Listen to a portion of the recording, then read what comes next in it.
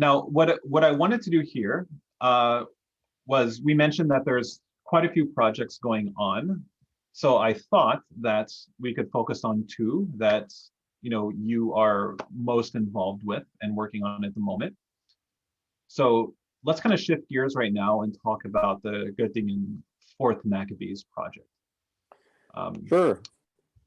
So Yeah. we'll have a bit of the software. We'll see how the screen sharing works, but we kind of share behind the scenes how we're using kind of some next generation tools to really do digital collation, right? So okay, let's get that set up.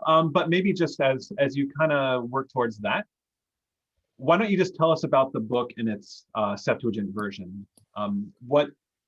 What makes it different and unique compared to others that we put in the corpus, the heterogeneous corpus that we call the Septuagint? What's special about IV Maccabees? Well, one of the things, I guess, one of the distinctives is that it's a Greek composition rather than a translation from Hebrew. And so that makes it distinctive in that regard and creates its own opportunities and challenges and interesting features. As I'm sure most people know, this is a piece of writing that originated, I think, probably in the 1st century of the Common Era. Others are suggesting it might be later, maybe early 2nd century. But for various reasons, I still think it's probably 1st century, post 70 perhaps CE. It is related, as many know as well, to particularly the martyr stories in 2nd Maccabees, and elaborates on those quite dramatically, and so is of interest in terms of comparison to those stories. Though of course there's other material as well in it, and of course the key theme, I guess, or topic of the author is to demonstrate the thesis that pious reason masters the passions, and his primary case study is the experience of the martyrs, of the priest Eleazar and the mother and her 7 sons, all who mastered the passions that would be associated with maintaining life and sustainability by eschewing the invitation or the compulsion to break with their Jewish traditions and to demonstrate that by eating pork or whatever. But they mastered that temptation to give in through their reason, through their pious reason. And so that's developed, that's the kind of the primary case study, although the author uses other ones that are familiar to readers of the Bible, ranging from Joseph to David, to the Daniel and his friends and so on. They all manifested this ability to master the passions. The interesting thing about Greek IV Maccabees is that it's quite well attested. I was surprised when I first started that there are more than 70 Greek manuscripts of it, as well as a Syriac translation, a complete translation in a variety of manuscripts. There are some Coptic fragments, quite fragmentary, and a free Latin adaptation, Christianized adaptation, called Passio Sanctorum Maccabeorum, which you're quite familiar with. You and I have worked on that particular text, both in terms of an article for the textual history of the Bible, and also in terms of thinking how this text might relate to preparing a critical edition of the Greek IV Maccabees. I think other things that are interesting about IV Maccabees, it's an interesting mixture of traditional Judaism, but also Greek philosophy. And it's those two are kind of wedded in the mind of the author. What made Fourth Maccabees, just what makes it just an interesting book to study textually and as far as the content goes? Yeah, and I was also going to say something about the style of Greek. It's a Yes. very refined Greek in comparison to often what one encounters in translation Greek. So the author definitely has a mastery of the language and introduces neologisms and uses the optative and all the things like that. So Right. certainly a different style of Greek than many of the other parts of the corpus. Okay, so that's a bit about Fourth Maccabees and its Septuagint version. With the project itself, the Göttingen Fourth Maccabees project, where is it right now? Yeah, it's well, basically that I've for some time back I've already established the reconstructed text and the apparatus. One addition that will need to go into the apparatus is the relevant material from the Coptic fragments. So Ivan Miroshnikov has graciously agreed to supply that. So that shouldn't take long. But basically right now I'm working on the introduction and anticipate that will be finished this year. Hoping to get it done by this summer, sometime in the summer. Okay. So hopefully it'll all come together at that point. Yeah. This has been a challenging year, as everybody knows, with the pandemic and the Sure.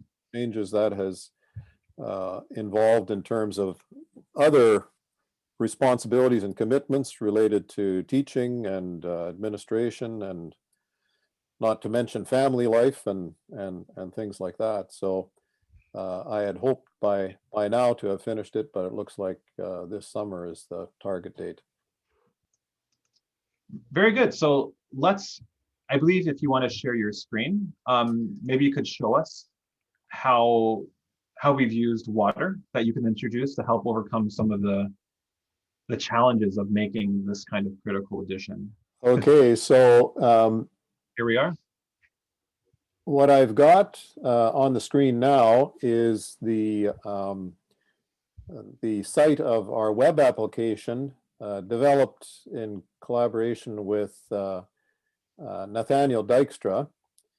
He and I have done some work related to preparing the edition, and he in fact did a thesis on one aspect of the textual history of the edition. But he's also very tech savvy and spearheaded the development of this web application for textual and exegetical research, or the acronym WATER. And basically, one aspect of this was designed to facilitate the work of textual criticism. That is to say, to import all of the collation evidence and to process the creation of the critically reconstructed text along with the apparatus. So what you see on the screen now is what it looks like, how it's set up. On the left-hand column, you've got the lemma text, and the material to the right are the various collations. So if I click on, let's say, the first word of chapter 1, verse 7, Polachothen, here is the textual evidence that's distinguished in terms of readings that are orthographic variants, which wouldn't show up in the edition.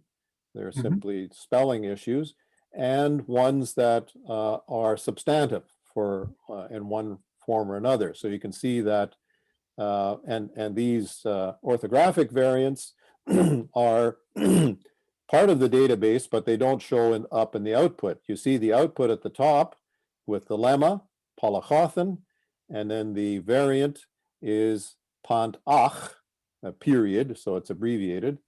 Right. And then the witness is indicated, manuscript 690. So that's simple enough for a single word variant, but then you'll have phrase variants from men un kai alachafen.